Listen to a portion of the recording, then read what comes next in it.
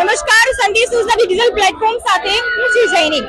આખા અમદાવાદના પતંગના વેચાણની સરખામણીમાં અમદાવાદની માત્ર આ બે જગ્યા કે જ્યાં પતંગ અને દોરીનું ધૂમ વેચાણ થાય છે। અને એ કેમ?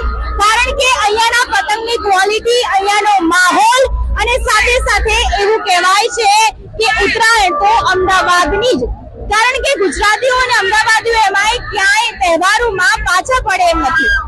ભલે ભાઈ પતંગમાં વધારો થઈ ગયો, એના ભાવમાં વધારો થઈ ગયો, ફિરકીના ભાવમાં વધારો થઈ ગયો, પરંતુ જે ભીડ દેખાઈ રહી છે એ ભીડના કારણે ચોક્કસથી એવું લાગે છે કે ઉત્તરાયણમાં કોઈને ભાવ વધારો નડે તેમ નથી, અને એમાંય ખાસ કરીને અમદાવાદીઓને તો ક્યારેય નડે એમ નથી।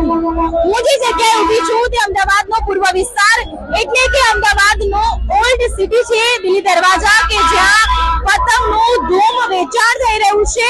હું તમને અહીંયાના માહોલ અને અહીંયાની ભીડ બતાવું।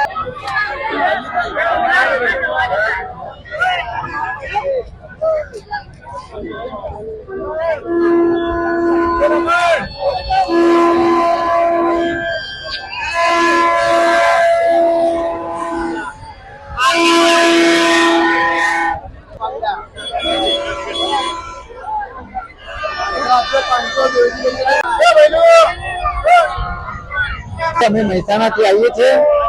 10 પતંગ પિસ્તલ અમે પતંગ લેવા આવ્યા છીએ। મોંઘવારી તો કઈ નડતી નથી, બસ મોજ શોખ કરો, બાકી પૈસા તો આજે કમાવશો, કાલે બી કમાવશો, બસ તહેવારનો એન્જોય કરો। હું નાનપણથી અમદાવાદમાં જ રહું છું અને અમદાવાદમાં જ મોટી થઈ છું। પહેલેથી અમદાવાદમાં ઉત્તરાયણ મનાવું છું, ચાહે પતંગનો ભાવ વધારે હોય કે ઓછો હોય। હું દર વખતે દિલ્હી દરવાજામાંથી જ ખરીદી કરું છું, પતંગ અને ફિરકી બંને, કેમ કે આ સૌથી જૂનું માર્કેટ છે પતંગોનું।